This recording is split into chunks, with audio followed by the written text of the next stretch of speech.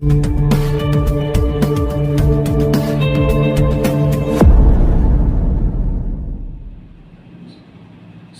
warahmatullahi wabarakatuh. Apa kabar sahabat Gamjok? Ketemu lagi dengan kakak di pembelajaran kimia. Hari ini kita akan belajar untuk materi kelas 10, yaitu mengenai sistem keperiodikan unsur. Oke, langsung saja kita masuk ke dalam materi ya.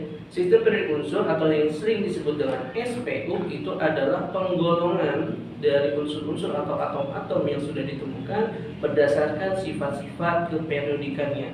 Yang akan kita bahas pada hari ini adalah sifat-sifat keperiodikan unsur yang membuat mereka dijadikan dalam satu kesatuan dalam satu periode dan satu golongan.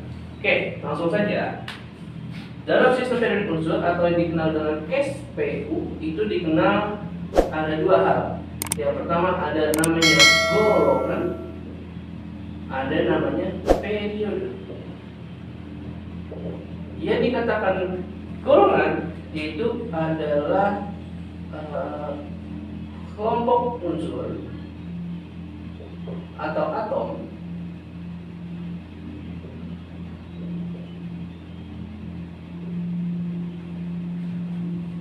dalam satu baris ya, dalam satu baris ya, itu dari atas ke bawah atau sebaliknya dari bawah ke atas. Dan kalau satu periode yaitu kelompok unsur atau atom dalam satu kolom ya, dari kiri ke kanan atau sebaliknya ya, dari kanan ke kiri. Nah, apa saja sih sifat-sifat dalam SPU atau tadi disebutnya sistem keperiodikan unsur ya? Yang pertama akan kita bahas adalah jari ya, sama seperti pada matematika atau pada lingkaran, jari-jari adalah jarak dari pusat atom ke kulit terluar ya. Sama seperti lingkaran, kalau lingkaran mengatakan jari-jari adalah dari titik pusat sampai dengan tali busur atau busur, maka di atom pun sama kurang lebih ya, maksudnya adalah jarak dari pusat atom sampai dengan kulit terluar ya. Nah, jari-jari ini akan berbeda konsepnya pada golongan dan periode ya. Dalam satu golongan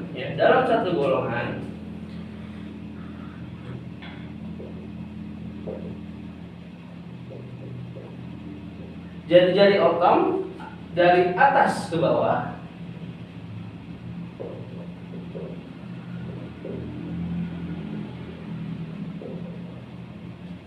akan semakin besar.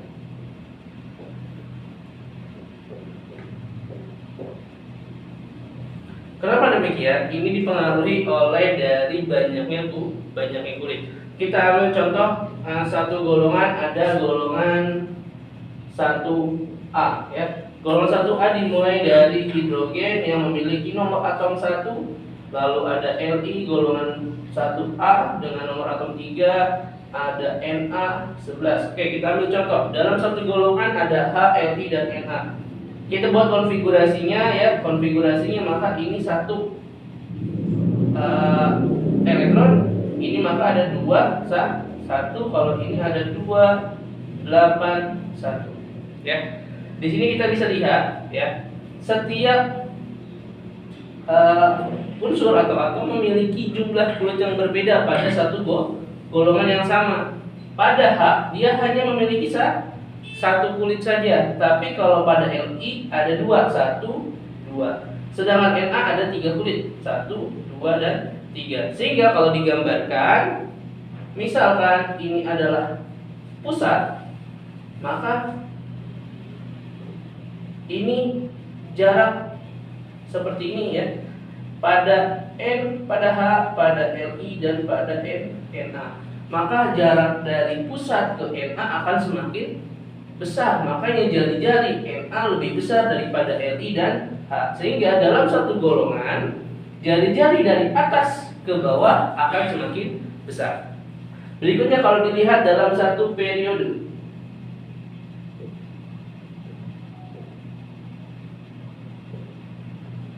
Dalam satu periode, ya, dalam satu periode dari kiri ke kanan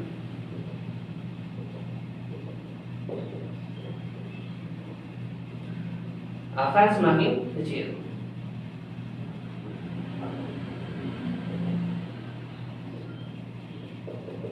Nah, hal ini diakibatkan karena adanya konsep tarik menarik antara atom pusat atau dikatakan di sini adalah ion proton, ya, dengan elektron yang berada di kulit terluar. Kita ambil dalam contohnya dalam satu periode ada Na11, Mg12 dan Cl17, ya. Kita buat konfigurasinya. Na tadi sudah ada 281, 282, Cl287. Ketiganya memiliki jumlah kulit yang sama, ya, yaitu sama-sama memiliki 3 jumlah kulit. Yang berbeda adalah elektron valensi mereka berbeda, Na1, Mg2 dan Cl7. Ya. Elektron valensi ini akan mempengaruhi daya ikat, ya, daya tarik antara atom atau pusat atom yang adanya adalah ion proton dengan elektron yang ada di kulit luar atau elektron valensi tadi.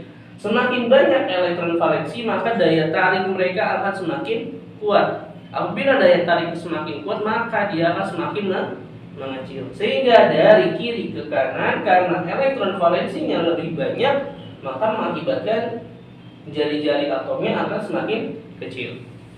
Itu tentang jari-jari atom. Itu salah satu sifat dalam sistem keperiodikan unsur yang akan dibahas pada hari ini. Berikutnya, oke, ini kita hapus terlebih dahulu.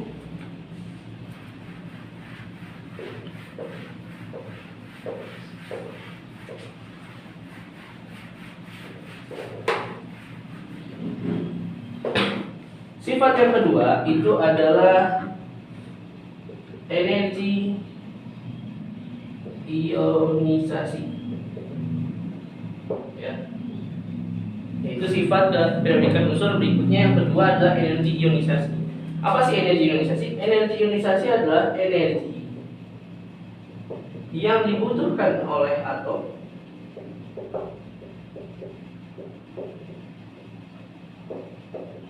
untuk melepas elektron.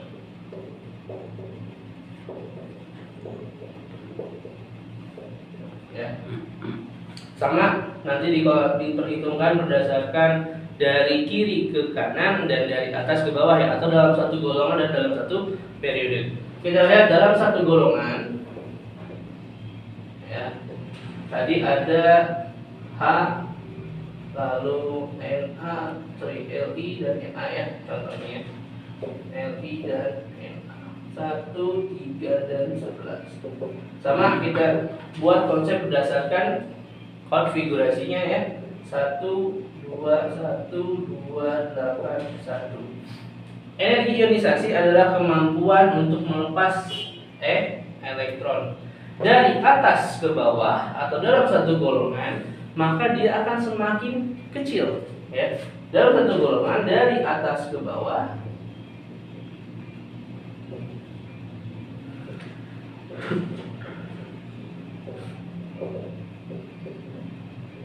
ya, semakin kecil. Nah, artinya kalau dia semakin kecil, maka artinya apa? Akan semakin mudah, ya, dalam melepas elektron. Karena energi yang dibutuhkan adalah kecil, sehingga dia akan semakin mudah dalam melepas elektron. Kenapa hal ini demikian? Dalam satu golongan bisa dilihat di sini,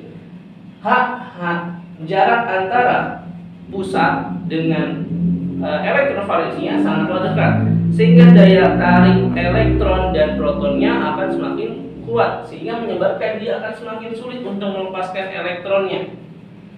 Sedangkan Li dia ada jarak ya yang lebih ya, tadi karena jari-jarinya lebih besar, sehingga gaya tarik antar proton yang ada di pusat dan elektron yang ada di kulit terluar itu semakin renggang dibandingkan dengan hidrogen. Begitupun semakin ke bawah, dari atas ke bawah, maka dia semakin kecil, sehingga semakin mudah dalam melepas elektron. Berikutnya dalam satu periode dari kiri ke kanan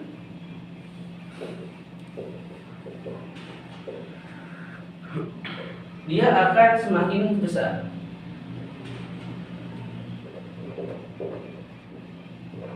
atau semakin sulit melepas elektron.